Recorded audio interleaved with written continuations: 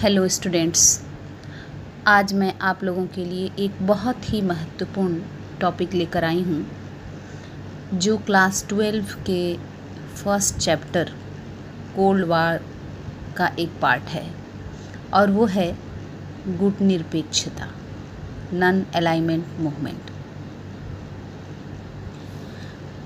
गुट निरपेक्षता गुटों से अलग रहने की एक नीति है जिसे शीत युद्ध के दौरान तमाम विकासशील राष्ट्रों द्वारा अपनाया गया था। 1945 के बाद अंतर्राष्ट्रीय राजनीति का बड़े पैमाने पर ध्रुवीकरण हुआ और इसी के चलते शीत युद्ध के प्रभाव से विश्व दो खेमों में बंट गया। एक खेमा अमेरिकी गुट का था और दूसरा साम्यवादी गुट यानी सोवियत गुट का था। इस दौरान ये भी देखा गया कि द्वितीय विश्व युद्ध के बाद बहुत से छोटे राष्ट्र स्वतंत्र हुए, जिसमें भारत को भी आज़ादी मिली और आज़ादी के बाद इन तमाम छोटे और विकासशील राष्ट्रों के समक्ष एक बहुत बड़ी चुनौती थी कि खेमेबाजी की इस प्रक्रिया में वो किधर जाएं, अर्थात वो पश्चिमी गुट में जाएं या साम्यवादी गुट में, क्योंकि विश्व बिल्कुल दो भागों में बंटा हुआ था। परंतु ये भी देखा गया कि एशियाई तथा अफ्रीकी राष्ट्रों में नवजागरण का दौर शुरू हो चुका था और इन्होंने दोनों ही गुटों से अलग रहने की नीति अपनाना ज़्यादा बेहतर समझा। गुट से अलग रहने की आकांक्षा विश्व के तमाम छोटे राष्ट्रों में थी और वो ये प्रयास कर रहे थे कि किस तरह से हम खेमेबाजी की प्रक्रिया से अलग रहें। इसी को ध्यान में रखकर भारत के प्रथम प्रधानमंत्री पंडित नेहरू का इसमें विशेष योगदान माना जाता है। उन्होंने एक नीति की पहल की जो कि गुट निरपेक्षता की नीति थी और इसे विश्व के अधिकांश छोटे राष्ट्रों ने स्वीकार किया। एक तरह से कहें तो गुट निरपेक्षता की स्थापना में प्रधानमंत्री पंडित नेहरू के साथ मिस्र के राष्ट्रपति गमाल अब्दुल नासिर, यूगोस्लाविया के Marshal Joseph Broz Tito, Indonesia के राष्ट्रपति सुकर्नो और घाना के प्रधानमंत्री बामे एनक्रुमा के अथक प्रयास से गुट निरपेक्षता की स्थापना की गई। शीत युद्ध के राजनीतिक ध्रुवीकरण ने गुट निरपेक्षता की पृष्ठभूमि तैयार करने में महत्वपूर्ण भूमिका निभाई। लंबे समय तक गुलामी झेलने के बाद जो नई आज़ादी इन छोटे राष्ट्रों को मिली थी, उसे वे फिर से किसी के अधीन नहीं करना चाहते थे। फिर से उन्हें ये गुलामी मंजूर नहीं थी।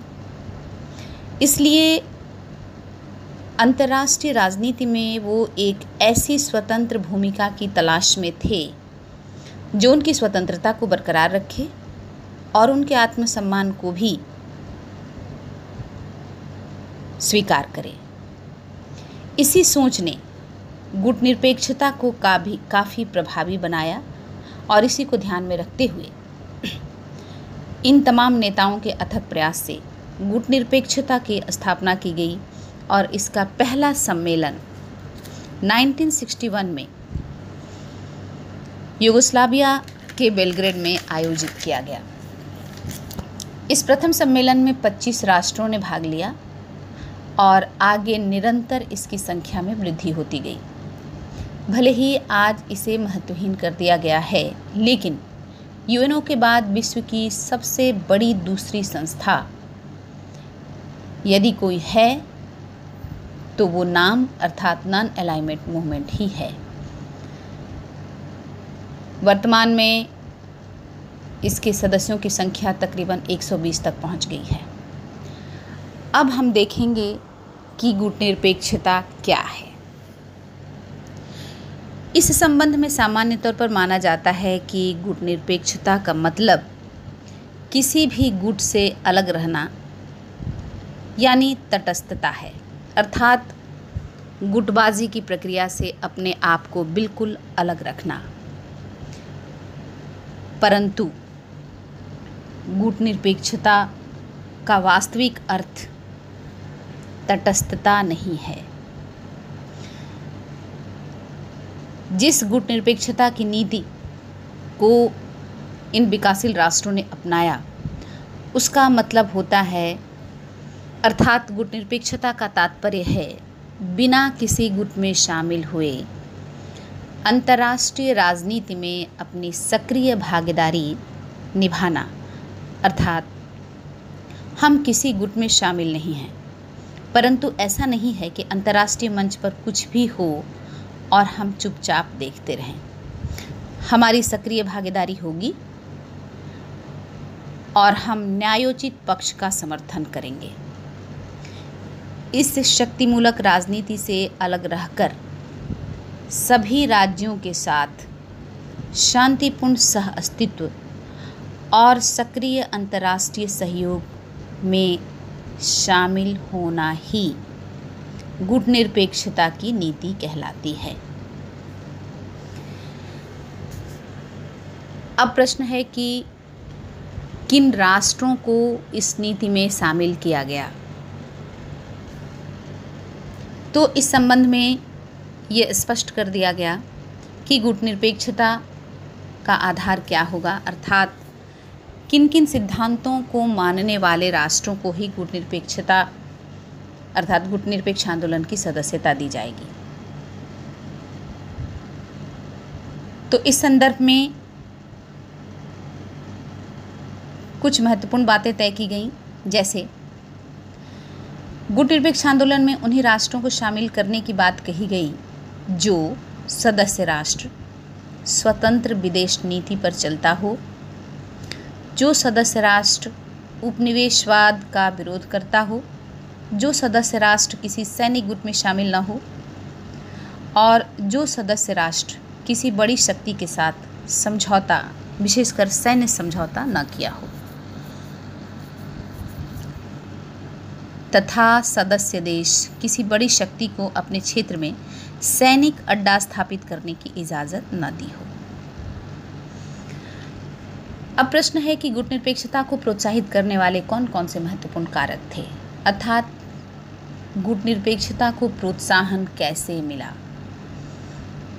इस संदर्भ में भी हम देखें तो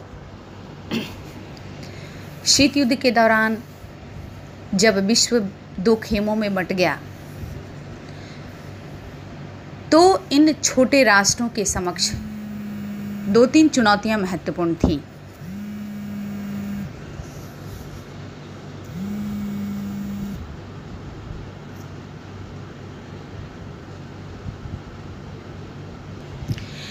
एक चुनौती थी अपने स्वतंत्र अस्तित्व को बनाए रखना, जिसमें वो चाहते थे कि हमारी स्वतंत्रता बरकरार रहे, हमें जो नई नई आज़ादी मिली है वो ख़त्म ना हो, वो किसी के अधीन ना हो और हमारा स्वतंत्र अस्तित्व भी कायम रहे।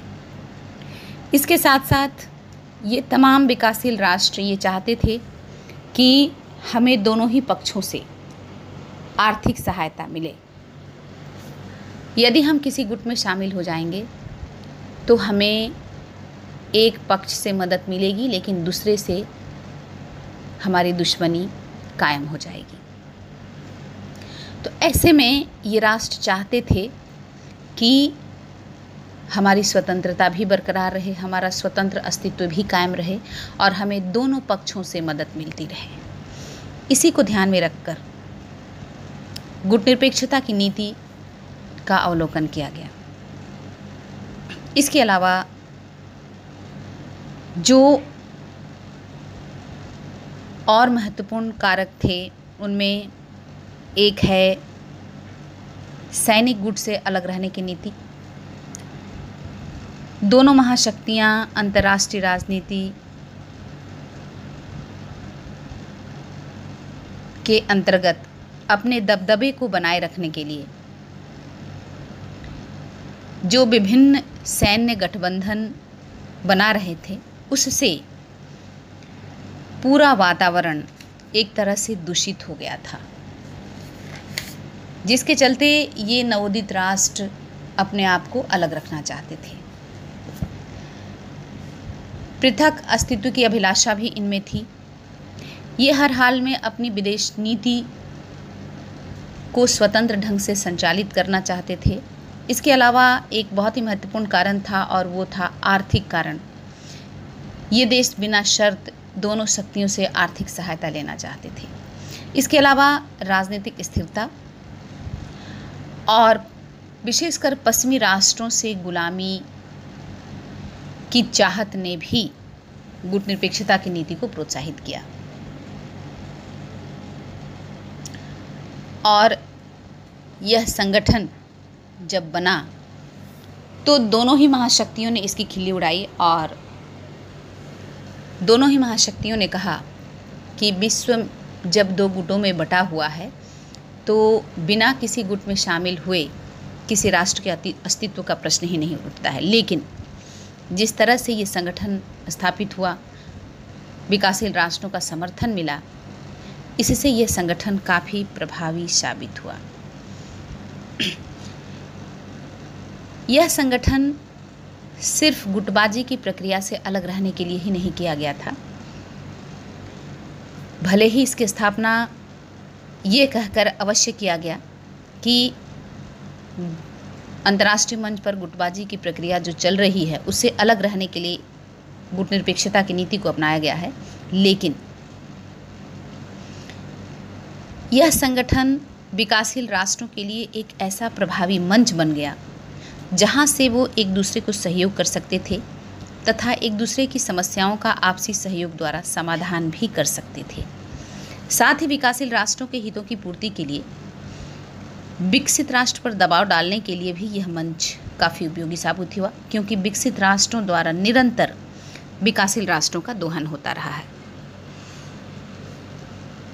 तो यह संगठन सिर्फ गुटबाजी की प्रक्रिया से अलग रहने के लिए नहीं था, बल्कि विकासशील राष्ट्रों के लिए ये एक बहुत बड़ा मंच था जहां वो अपनी समस्याओं को रख सकते थे, अपनी समस्याओं का समाधान आपसी सहयोग द्वारा कर सकते थे और यूएनओ जैसी संस्था और विकसित राष्ट्रों पर अपना दबाव बना सकते थे।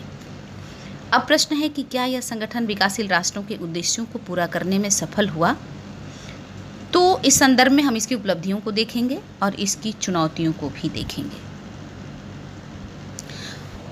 सबसे पहले हम यदि इसकी उपलब्धियों को देखें तो भले ही शुरुआत में दोनों गुटों ने इसकी खिल्ली उड़ाई, लेकिन कुछ ही दिनों में जब इस संगठन का प्रभाव बढ़ने लगा और सदस्य राष्ट्रों की संख्या में वृद्धि हुई तो विश्व के दोनों गुटों द्वारा इसे मान्यता दी गई। इसके अलावा हम देखते हैं कि इस आंदोलन का ही प्रभाव है कि विश्व मंच पर कई सारे संघर्ष टल गए, जैसे कोरिया संकट, हिंद चीन और स्वेज नहर के संदर्भ में इस संगठन की भूमिका काफ़ी महत्वपूर्ण रही। कांगो के गृह युद्ध के दौरान दोनों गुटों के हस्तक्षेप को निष्फल बनाने में गुटनिरपेक्षता की नीति का ही योगदान रहा है। साथ ही राष्ट्र समाज को दो हिस्सों में बंटने से भी रोकने में गुटनिरपेक्ष आंदोलन की महत्वपूर्ण भूमिका है। इसके बाद यदि शीत युद्ध शस्त्र युद्ध में परिवर्तित नहीं हुआ तो इसका श्रेय भी गुटनिरपेक्षता को ही जाता है, क्योंकि ये तमाम विकासशील राष्ट्र दोनों महाशक्तियों के बीच सद्भाव के लिए संपर्क के माध्यम का काम करते रहे। इसके अलावा शीत युद्ध के दौरान जो तनाव शैथिल्य अर्थात दतांत की प्रक्रिया शुरू हुई, इसका एकमात्र कारण ये निर्गुट राष्ट्र ही हैं जिन्होंने तनाव के दौरान वार्ता का मार्ग प्रशस्त किया और शीत युद्ध शस्त्र युद्ध में परिवर्तित नहीं हुआ। इस आंदोलन की सबसे बड़ी उपलब्धि यदि हम कहें तो वो है निशस्त्रीकरण और शस्त्र नियंत्रण। गुटनिरपेक्ष आंदोलन के मंच से ही निशस्त्रीकरण और शस्त्र नियंत्रण की प्रक्रिया को बहुत मजबूती के साथ उठाया गया, जिसे बाद में दोनों महाशक्तियों ने भी स्वीकार किया। और गुटनिरपेक्ष आंदोलन के इस प्रयास का ही परिणाम है कि अंतर्राष्ट्रीय मंच पर NPT, SALT I, SALT II, START II और CTBT जैसे समझौते संपन्न हुए। नवोदित एशियाई और अफ्रीकी राष्ट्रों को महाशक्तियों के नियंत्रण से निकालकर अपना स्वतंत्र अस्तित्व बनाए रखने का अवसर भी गुटनिरपेक्ष आंदोलन ने ही दिया। इस मंच ने तमाम नव स्वतंत्र राष्ट्रों को अपनी राष्ट्रीय प्रकृति के अनुसार अपने विकास के प्रतिमान को विकसित करने का भी अवसर दिया। इसके अलावा यूएनओ के स्वरूप में भी क्रांतिकारी परिवर्तन हुआ। शीत युद्ध के दौरान जो यूएनओ पंगु बना हुआ था, नाम के सदस्य राष्ट्रों की बढ़ती संख्या ने इसे प्रभावी बनाया, जिसका सबसे सटीक उदाहरण हम देखते हैं शांति के लिए एकता का प्रस्ताव पारित होना।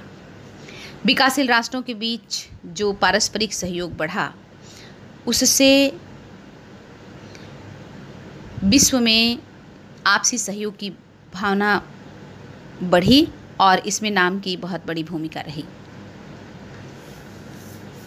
इसके अलावा विकासशील राष्ट्रों के आर्थिक परिस्थिति को मजबूत बनाने के लिए न्यू इंटरनेशनल इकोनॉमिक ऑर्डर की अवधारणा यदि विकसित हुई तो इसका एकमात्र कारण गुटनिरपेक्षता ही है। यद्यपि इस आंदोलन की कई बड़ी चुनौतियां भी हैं, अर्थात इसे कई बड़ी चुनौतियों का सामना भी करना पड़ा, जैसे विश्व के बड़े राष्ट्रों द्वारा सैनिक दबाव, राष्ट्रों के बीच का पारस्परिक तनाव और वैमनस्य, इसका आर्थिक पिछड़ापन जो शायद सबसे बड़ी चुनौती थी, कई गुट निरपेक्ष देशों में अस्थिरता और बड़ी शक्तियों का इन राष्ट्रों में दिलचस्पी। परंतु इन चुनौतियों के बावजूद यह आंदोलन विकासशील राष्ट्रों के लिए एक नए विकल्प के रूप में अवश्य उभरा और विश्व की द्विध्रुवीय प्रणाली की समाप्ति में भी इसकी भूमिका काफ़ी सराहनीय रही।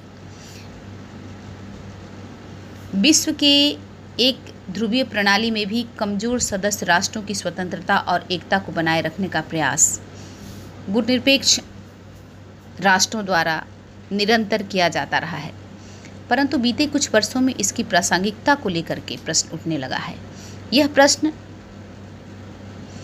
सोवियत विघटन के बाद भी उठा था कि जब विश्व में गुटबाजी की प्रक्रिया थी तो गुटनिरपेक्षता थी, लेकिन जब गुट ही नहीं रहा तो गुटनिरपेक्षता का क्या औचित्य है। परंतु हाल के वर्षों में जिस प्रकार भारत जैसे संस्थापक राष्ट्रों की इसके प्रति उदासीनता देखी गई, इससे इसकी प्रासंगिकता पर प्रश्न चिन्ह लगा गया है। ऐसे में अब हम देखेंगे कि क्या नाम अप्रासंगिक हो गया है। तो इस संदर्भ में ये कहा जा सकता है कि नहीं, नाम की प्रासंगिकता पहले भी थी और आज पहले से कहीं अधिक हो गई है। भले ही इसके सदस्य राष्ट्र उदासीन हो गए हैं, जिससे यह कमज़ोर होने लगा है, लेकिन वर्तमान की अंतर्राष्ट्रीय परिस्थितियाँ इसे और ज़्यादा प्रासंगिक बनाती हैं। सबसे पहले कि यह मंच सिर्फ गुटों से अलग रहने का मंच नहीं है, बल्कि नाम के माध्यम से तमाम विकासशील राष्ट्र अपनी समस्याओं को एक दूसरे से साझा कर स्वयं अपने आपसी सहयोग से उसके समाधान का प्रयास करते रहे हैं, जिससे विकसित राष्ट्र पर इनकी निर्भरता हमेशा कम होती रही है। और आज जिस प्रकार पूरे विश्व पर अमेरिकी वर्चस्व स्थापित हो गया है और वो मनमाना कर रहा है, ऐसे में इस संगठन को मजबूत करना और भी अनिवार्य हो गया है, क्योंकि यह एक विकल्प के रूप में खड़ा हो सकता है जो विकासशील राष्ट्र के हितों की रक्षा के लिए बहुत ही ज़रूरी है। यूएनओ जैसी संस्था में विकासशील राष्ट्रों के प्रभाव को बढ़ाने का काम यदि किसी ने किया है तो वो गुटनिरपेक्ष राष्ट्र ही हैं। साथ ही पश्चिमी राष्ट्रों की मनमानी को रोकने में भी इसकी भूमिका काफ़ी अहम रही है। आज पूरे विश्व द्वारा खुले बाजार मूलक अर्थव्यवस्था को अपना लिया गया है और WTO, विश्व बैंक, अंतर्राष्ट्रीय मुद्रा कोष जैसी संस्था पश्चिमी राष्ट्रों, खासकर अमेरिकी कब्जे में हैं, जहां विकासशील राष्ट्रों के हितों को निरंतर अनदेखी की जाती है। ऐसे में नाम जैसा संगठन विकासशील राष्ट्रों के हितों की रक्षा में अहम भूमिका निभा सकता है। अतः इसकी प्रासंगिकता पहले से कहीं ज़्यादा बढ़ गई है। ये अलग बात है कि आपसी सहमति और सहयोग के अभाव में यह मंच आज प्रभावहीन हो गया है। स्वयं प्रधानमंत्री नरेंद्र मोदी द्वारा एक भी सम्मेलन में भाग नहीं लिया जाना गुटनिरपेक्षता के प्रति उदासीनता का संकेत है। विकासशील राष्ट्र चाहें तो अभी से भी इसे प्रभावी बना सकते हैं,